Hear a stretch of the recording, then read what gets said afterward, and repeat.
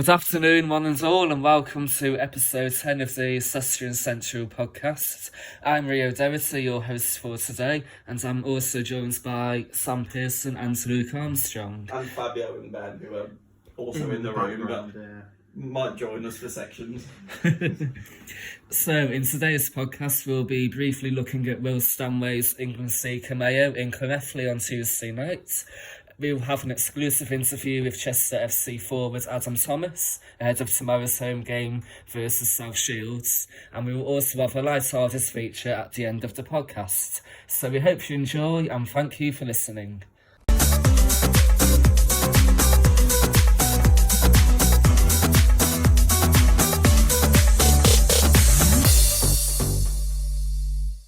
We now come to part one of the podcast, and on Tuesday night, Chester FC goalkeeper 𝗖𝗘𝗦𝗧𝗥𝗑𝗧𝗏, who's kept a remarkable 21 clean sheets this season, was featuring for England C in their 1-0 away defeat at Wales C in Llynelli in South Wales. So I actually went to that game. I stayed over in Llynelli for a couple of days with a few other Chester fans, and it was a really good time, lovely scenic journey down, and unfortunately he didn't start. However, he did come on in the final 15 minutes, so although he didn't really have much to do, it was great to see a Chester representative in an England shirt. And you never know, with Will being only 21 and still quite a relatively young keeper, having been a defender a few years ago, he may even represent the actual proper England team in a few years. So Gareth Southgate or Eddie Howe, if you're there one day, keep an eye out for him.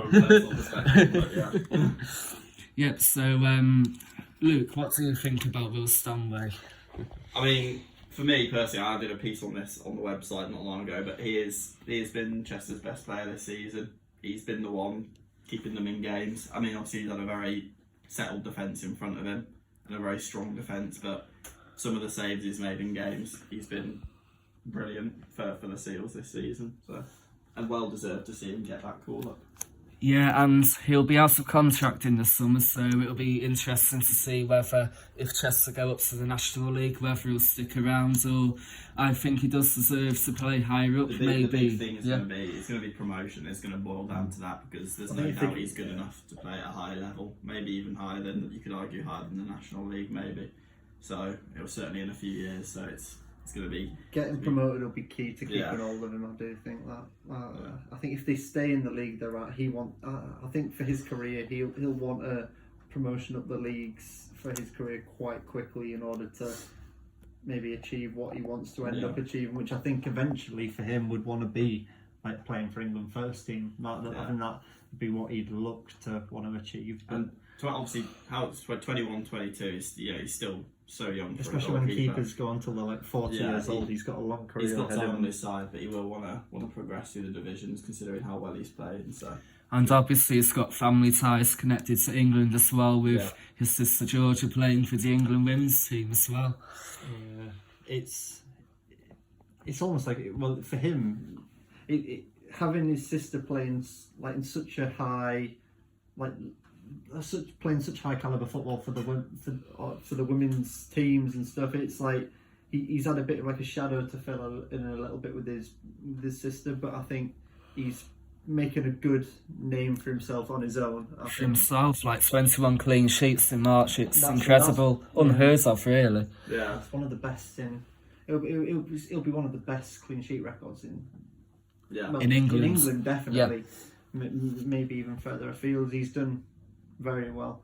Yeah, he's done very well. And he's only going to go higher up because his family, they originate from Barrow, so in Cumbria, and they have to commute a few days a week, so fair play to them. And I met up with the 𝗘𝗦𝗧𝗥𝗑𝗧𝗏 family on Tuesday in Llynelli, and it was a long old journey for them, but they still made the effort, and his brother as well was there. So, but you look at clubs like Nearzo, like maybe Barrow, Carlisle, maybe even like Fleetwood or Morecambe, like localish clubs in League 1 and League 2, so he could really make the grade one day. Yeah, certainly. But for now, he's Chester's goalie, and hopefully he can help us go to promotion. Yeah. We now come over to part 2 of the podcast. So yesterday I was down at the King George training ground to get an exclusive interview with Chester FC forward Adam Thomas ahead of tomorrow's home game against South Shields. So we hope you enjoyed the interview. Here it is now.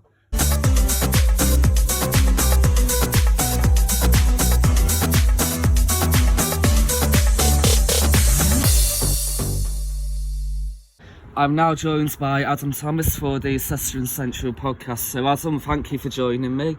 So last Saturday it was a 0-0 away draw at Tamworth. How do you think that game went? I thought we played really well as a team. I think, you know, in the games leading up to that, we've maybe lacked a bit of creativity, but I think anyone who went to the game could see that we were posing a lot more of an attacking threat. We worked hard in the week, and then basically that showed on the weekend. The only thing that we didn't get was that goal, really. It was another clean sheet and, like you say, a positive performance against the runaway league leaders. So is that something you're hoping to build on? Yeah, I mean, we are getting quite a few clean sheets. I think the issue's at the other end of the pitch at the moment. We're just not being able to convert chances, but we are working hard on the training ground, and I think we're starting to see more sort of patterns of play, and hopefully that shows in the weekend. Unfortunately, you've been injured a couple of times this season, but are you aiming to get that behind you in order to help the club get promoted? Yeah, I'm ready to go. I'm back fit now, so I just want to, you know, play as many minutes as I can, help the team out, contribute with goals, assists, and yeah. Up next is the home game against South Shields. So what type of game are you anticipating?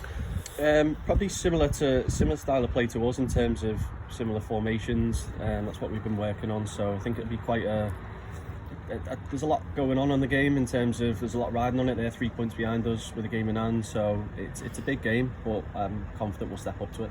Like you mentioned, South Shields are only 3 places behind you, so it's another game in the crucial playoff battle, isn't it?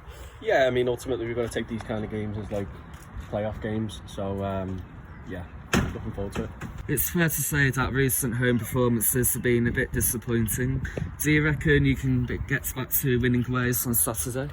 Yeah, I think it's just sort of conversion of chances at the moment. We just need to try and create more opportunities so we can put the ball in the net. We're definitely working hard to do that.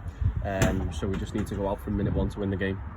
It's non-league day and also MB&A day on Saturday, so how important will a big crowd be? Yeah, really important. Their support's been massive all season, this season and last season since I've been here. You know, the crowd at the Ďee's fantastic, and even obviously the away following, you only need to look at like Scunthorpe. So we just need to get as many down and support the lads, really. Finally, the Tamworth match was Callum McIntyre's 100th Blues game in charge. As for his first ever signing for the club, how special has this impact been on you and your fellow teammates? Yeah, no, the gaffer's he's a top bloke and top manager. I really buy into what he does tactically and technically out on the training ground, and you can see that he looks at football in a different way to most.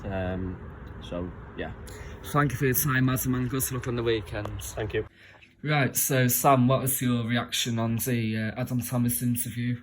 At least it was good to hear that he was brutally honest in terms of the fact that their issue isn't in defence, it's with the attack, with the lack of goals. And by the sounds of things, they're doing a lot of work in training to try and rectify it. So hopefully in the coming weeks, building up into the playoffs, we'll see a bit of a change in terms of the strikers actually firing on all cylinders that we want to see. Yeah, like I'm hoping we can take a different approach to the South Shields game, because we, you know, all season we tend to perform better against teams who are able to like really go for the win. You look at the Scarborough game a few weeks ago when we hammered them 3-0, and like Scarborough, they were in a similar place to South Shields, a few places behind us, so hopefully it'll be a really open and exciting game and get a few goals. I think as well with Adam Thomas, I think obviously he's been so unlucky with injuries this season. I think he's not just had the one but multiple injuries. A few, yeah. And with 𝗘𝗣𝗜𝗦𝗧𝗥𝗜𝗦𝗢𝗍 and not really firing at the moment, I think it would be the perfect time to bring him into the team. Obviously once the match fitness is there, give him some minutes. He'll want to prove something at the end of the season. Only with how long he's been out, he'll want to prove like that he's still at the quality he was before he got Yeah. injured. That's what he'll want And to prove. he offers something different as well, like he can play like really far out wide on the More wings wide, and man, yeah. he's really good at crossing the ball into the box. And personally I have felt in like recent home games our set pieces have been poor, Yeah. so it's a different option again. And you know, like I say, it was Callum's first ever signing, and last season he was like hampered by injuries, but like he touched on in the interview, he's backfiring now, fit's raring to go. So yeah, hopefully he can feature tomorrow afternoon. As well, you can tell obviously the bit you asked him on his thoughts on Cal, you can tell he's got a lot of respect for him and enjoys working under him. And I think that's been a case for a lot of the players that we've sort of spoken to over the last few weeks. They've made that clear that they're really buying into what he's trying to do, and they really enjoy working under him. So yeah, and like you say, last weekend at Tamworth it was 𝗘𝗣𝗦𝗧𝗥𝗑𝗧𝗏 100th Chester game in charge as manager, and I think he's doing a really good job so far. Can't really say a bad word about him. He's transformed the whole culture of the club, like reunited the fan base. Like we're averaging well over 2,000 now, and the feel good factor's certainly back. So yeah, hopefully he can finish the season on a high, hopefully go on better than last season and get that promotion.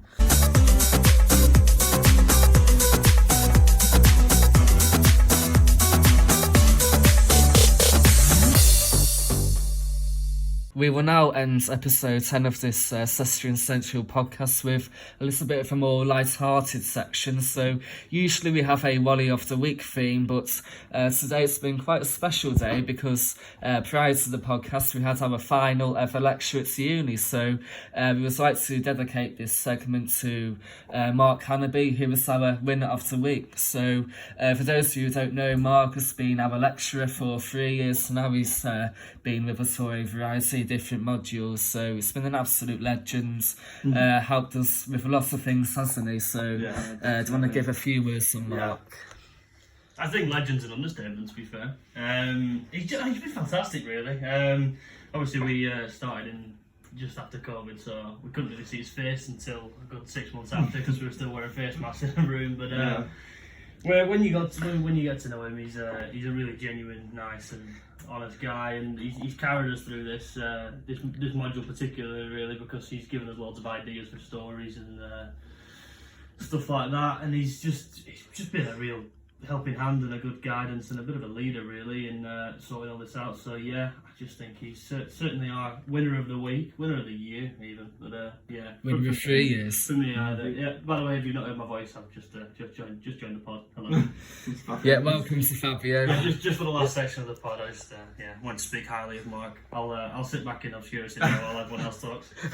I think with Mark Hannaby this year, he's really taken on that 𝗘𝗣𝗦𝗧𝗥𝗧𝗏 role. He's really, brought the lads together. He's been that leader, leader in the dressing room, and he's genuinely lovely guy. And like Fabio said, he's been so helpful in giving us suggestions, what to do, how best to do things, and we wouldn't be where we are without Hannaby. So we're very grateful. Yeah, because I think at points when we've been probably stressed out about this module with certain aspects, he's given us probably the more simplified approach that we needed in order to get it started. I think. Yeah, it's gave us a range of ideas as well. Yeah, and I think generally without him as the lecturer of this module, I think we'd couldn't ask for anybody better, really. No, we couldn't.